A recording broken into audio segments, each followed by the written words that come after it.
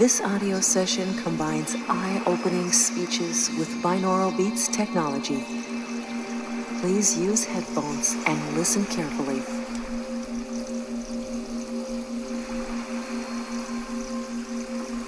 Right now there is no experience of life.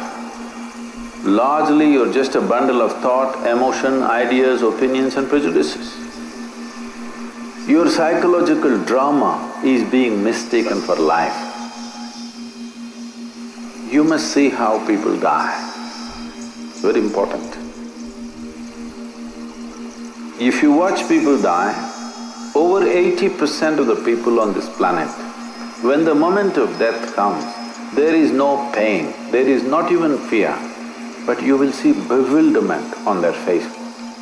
Like this they go. Because it's like you went to the cinema, you bought the ticket, went to the cinema, you sat there, during the trailer itself you fell asleep. And when they turn on the lights after the movie, you woke up. What, it's already over?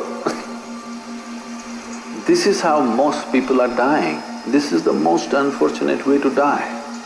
Because before you open your account, it's over. Your own thought and emotion kept you so busy, you thought this is life. But when the moment of death comes, suddenly you know the drama that you were turning on within you looks so real, but the moment lights are going off, then you know this is not it.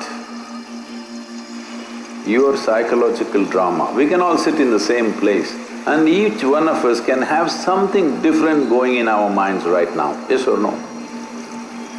So obviously what's happening in your mind is your psychological reality, it's not existential. It has no existential basis.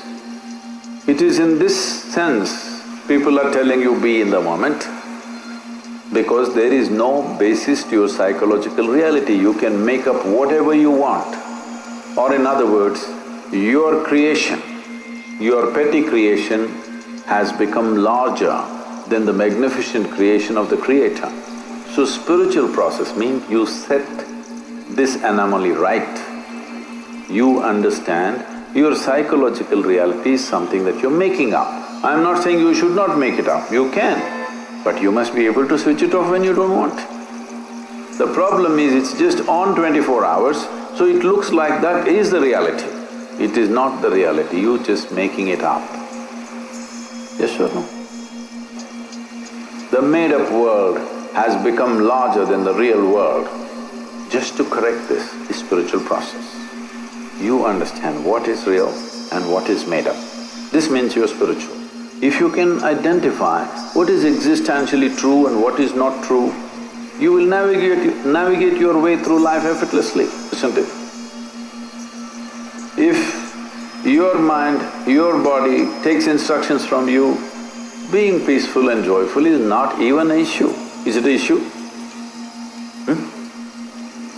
If your body and mind is taking instructions from you, is it an issue? Is it even a consideration? Do you have to even bother about it? How to be peaceful, how to be joyful? There's no such thing. This is coming from a very unnatural situation because made-up world has become larger than the real world. What's happening on your phone has become bigger than the cosmos, isn't it?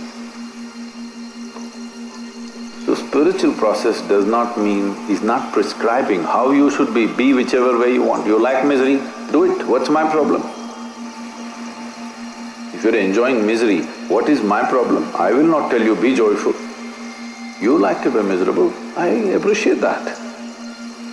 But if you had a choice, would you choose misery? No.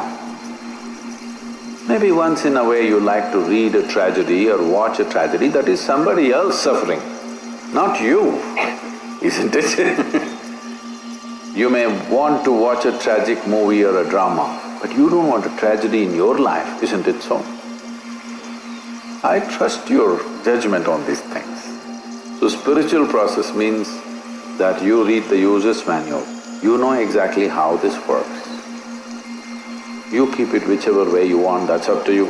You like misery once in a way, you like to, People like some bitter things, not just sweet things. You want to enjoy that? What is my issue? I have no issue. Enjoy it. But as long as you are choosing consciously, right now misery is happening compulsively, isn't it? It's not happening consciously, it is happening compulsively. Once you get into the cycle, there is no other way. It rules you. Being human means just this, that you can consciously decide what is the nature of your experience right now. That means being human. Being in a state of compulsive reaction means lack of evolution. Yes or no? This is the animal nature. They can't help it. They have to be in a compulsive state of reaction. That's the only way they can exist. That is their nature right now. Being human means everything that animals do, you also do. They eat, you eat, they sleep, you sleep, they reproduce, you reproduce, they die, you die. Only thing is, we can conduct the same things that they do compulsively, we can do it consciously. That's the big difference, isn't it? Yes or no? If you do not exercise that one thing, that you can conduct yourself consciously, it is a backward step in the evolutionary process. So spiritual process means a forward step in the evolutionary process. That means everything is conscious for you, nothing is unconscious. The very way you sit, stand, breathe, everything has become conscious for you. Once it's conscious, you will conduct it the way you want. Right now the only and only source of misery is life is not happening the way you think it should happen. Is there any other source? Huh? No. It's not happening the way you think it should happen. If your mind thinks the way you want, if your body functions the way you want, life is happening the way you want. That's spiritual process. Awareness is purely life. What level of intensity your life is functioning, that is the level of awareness you are. But mental attention, you can put it on and put it off. Your aliveness, you cannot put it on and put it off. It's on. What is the level of intensity is all there is.